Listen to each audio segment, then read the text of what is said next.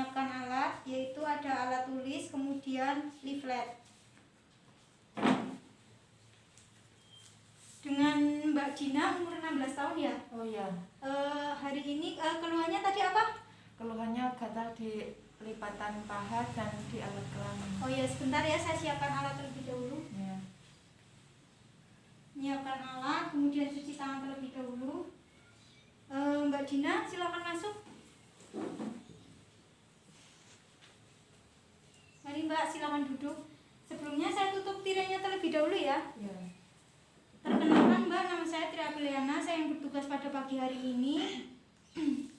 Tadi keluhannya gatal pada bagian paha dan lipatan paha dan organ ya, organ kewanitaan ya, atau kemaluan. Nah, hari ini saya akan memberikan konseling tentang personal hygiene terhadap Mbak. Nanti untuk prosedurnya saya akan menanyakan seputar identitas terlebih dahulu, kemudian saya akan memberikan konseling. Ini lagi mens nggak? Ya. Oh, lagi mens ya. Nanti saya akan menjelaskan pengertian, kemudian faktor-faktor yang mempengaruhi, terus apa saja yang harus dilakukan personal hygiene saat menstruasi, kemudian dampaknya seperti apa, seperti itu. Nah, tujuannya agar nanti Mbaknya bisa lebih tahu dan mengetahui dan pada saat masa menstruasi lebih bisa menjaga daerah kewanitaannya Mbak. Sampai sini ada pertanyaan? Tidak. Baik, kalau tidak ada pertanyaan, kita mulai saja ya. Sudah siap Mbak? Sudah. Untuk namanya tadi Mbak siapa? Mbak Dina. Mbak Dina ya. Umurnya? 16 tahun. 16 tahun ya. Agamanya? Islam. Keluhannya tadi? Gatal di area lipatan paha dan di area alat kelamin ya. Alat kelamin. Ini menstruasi hari keberapa Mbak? Hari kelima. Hari kelima ya. Kelima atau kedua Mbak? Tadi ditanyanya hari kedua. Oh iya, hari kedua. Oh, kedua ya, nggak apa-apa. Agak pusing ya Mbak. Ya. Biasanya kalau ganti pembalut itu sehari berapa kali Mbak? Ya, kadang 2-3 kali. Oh ya. Baik, Mbak, ini untuk hasil pemeriksaan semuanya dalam keadaan normal. Tekanan darahnya 110/70, kemudian untuk respirasinya 20 kali per menit, untuk nadinya 86 masih normal ya, untuk suhunya juga normal 36,4. Tapi tadi saya periksa pada bagian pahanya ini terlihat sedikit kemerahan, mungkin karena digatal dan agak iritasi ya Mbak. Iya. Ya nggak apa-apa. Jadi hari ini saya akan melakukan konseling mengenai personal hygiene saat menstruasi. Sebelumnya apakah sudah mengetahui apa itu personal hygiene saat menstruasi? Belum. Oh ya, nggak apa-apa ya Mbak. Ini ada leaflet, nanti kita bisa belajar bareng-bareng ya. Ya. Yang pertama saya akan menjelaskan mulai dari pengertian. Nah, pengertiannya ini adalah tindakan seseorang untuk memelihara kesehatan dan upaya untuk menjaga kemaluan atau daerah kewanitaan saat menstruasi. Nah, faktor-faktor personal hygiene saat menstruasi ini ada beberapa faktor Mbak. Yang pertama adalah penampilan. Nah, biasanya ini penampilan seseorang ini bisa mempengaruhi pentingnya personal hygiene orang tersebut. Yang kedua adalah praktik sosial. Nah, contohnya ini biasanya seperti anak yang sering dimanja dalam hal urusan kebersihan diri ini biasanya mempengaruhi perubahan perilaku personal hygiene-nya. Yang selanjutnya adalah faktor ekonomi. Nah, faktor ekonomi ini mempengaruhi jenis dan tingkat sosial. Nah, biasanya itu penggunaan sabun, penggunaan sampo atau alat mandi lainnya. Biasanya kan setiap orang kan sabunnya kan beda-beda kan ya Mbak? Oh iya. Nah, yang selanjutnya adalah pengetahuan. Nah, di sini kurangnya atau tingginya pengetahuan tentang kebersihan diri, khususnya pada daerah kewanitaan ini juga sangat mempengaruhi. Otomatis kan kalau misal pengetahuannya kurang, kita juga jadi kurang kan dalam hal mengurus daerah kewanitaannya. Kemudian yang selanjutnya adalah budaya, faktor budaya. Nah, setiap budaya antara Mbak sama yang lainnya kan beda-beda. Nah, biasanya dalam merawat personal hygiene-nya atau alat kelaminnya ini berbeda-beda mengikuti budayanya. Nah, yang selanjutnya adalah edukasi dalam personal hygiene saat menstruasi. Bisa dilihat ini yang pertama adalah perawatan kulit dan muka. Nah, biasanya ini pada saat menstruasi produksi minyak dalam wajah ini berlebih. Nah, ini yang bisa menyebabkan timbulnya jerawat jerawat. Nah, untuk mengatasinya bagaimana? Dengan cara cuci muka 2-3 kali dengan menggunakan sabun sesuai, ya kan beda-beda ya Mbak. Kalau untuk sabun cuci muka tergantung cocok-cocokannya. Yang kedua adalah perawatan rambut.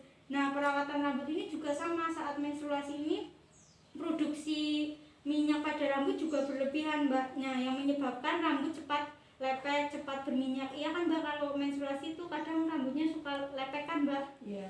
Nah, cara mengatasinya ini bisa keramas 2 hari sekali atau 1 minggu 3 kali.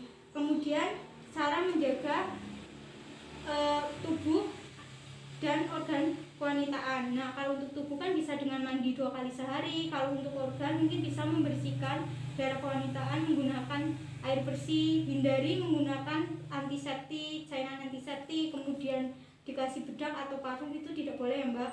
Kemudian membasuh alat kewanitaan ini dari belakang ke depan. Sampai sini jelas? Iya. Kemudian yang selanjutnya adalah perawatan pakaian. Nah, penggunaan pakaian ini juga harus diperhatikan Mbak. Kalau setiap habis mandi itu harus ganti pakaian. Kemudian untuk penggunaan celana dalam ini usahakan jangan terlalu ketat dan pilihlah bahan yang dapat menyerap air, keringat atau keringat pada, kan kadang suka lembab itu kan Mbak. Nah, itu. Kemudian pembalut ini sangat penting sekali ya. Biasanya ganti pembalut berapa? 2-3 kali. Nah, ini mungkin karena kemerahan itu disebabkan karena iritasi, karena udah penuh tapi belum juga ganti pembalut. Nah, minimal ini sehari ganti pembalut itu 4-5 kali, atau setiap buang air kecil atau buang air besar ini harus ganti pembalut untuk mencegah perkembangan infeksi atau perkembangan jamur di pembalutnya. Kemudian yang selanjutnya adalah tindakan-tindakan apa saja yang harusnya dilakukan personal hygiene saat menstruasi. Yang pertama tadi cuci muka berapa? 2-3 kali. Kemudian keramas 2 hari sekali atau 1 minggu minimal 3 kali. Kemudian mandi 1 hari 2 kali. Kemudian memotong kuku. Kemudian mencuci tangan sebelum dan sesudah memegang organ kewanitaan. Kemudian tidak menggunakan cairan antiseptik, bedak, dan parfum pada daerah kewanitaan. Kemudian mengganti pembalut 4-5 kali. Kemudian pada daerah kewanitaan kan itu ada rambut halus-halusnya, itu juga harus dipotong Mbak. Tapi jangan dipotongnya jangan terlalu itu ya Mbak. Kemudian dampak apa saja yang bisa dampak atau masalah-masalah apa saja yang bisa terjadi pada personal hygiene? Ya, itu ada 2 Mbak. Yang pertama adalah dampak fisik dan dampak psikologis. Nah, untuk dampak fisiknya sendiri itu biasanya masalahnya tentang keputihan, kemudian bisa juga karena kanker rahim. Kemudian untuk dampak psikologisnya biasanya kalau wanita keputihan itu kan agak berkurang kan percaya dirinya, kemudian malu, seperti itu. Saya sudah selesai menjelaskan, mungkin ada yang ditanyakan? Tidak. Berarti Ibu sudah jelas ya Bu? Ya. Mbak, maaf. Untuk tindakan-tindakan yang harus dilakukan personal hygiene saat menstruasi tadi ada apa saja? Ada mandi sehari 2 kali. Ya. Terus keramas 1 minggu Ya. 3 kali. Potong kuku. Potong kuku. Berarti Mbak sudah paham ya Mbak? Ya. Sebentar ya, saya catat terlebih dahulu. Mbak, untuk evaluasinya penyebab dari kemerahan pada pahanya juga tadi berdasarkan hasil pemeriksaannya, pahanya kemerahan itu disebabkan karena ganti pembalutnya itu yang kurang. Mungkin bisa diusahakan 4-5 kali, atau setelah buang air kecil atau air besar langsung ganti pembalut atau dirasa sudah penuh gitu ya Mbak, agar mencegah terjadinya iritasi pada selangkangan. Seperti itu. Ada yang bisa ada yang tanyakan? Tidak. Baik, kalau tidak ada yang tanyakan, terima kasih ya Mbak untuk kerjasamanya, kemudian dokumentasi. Ya.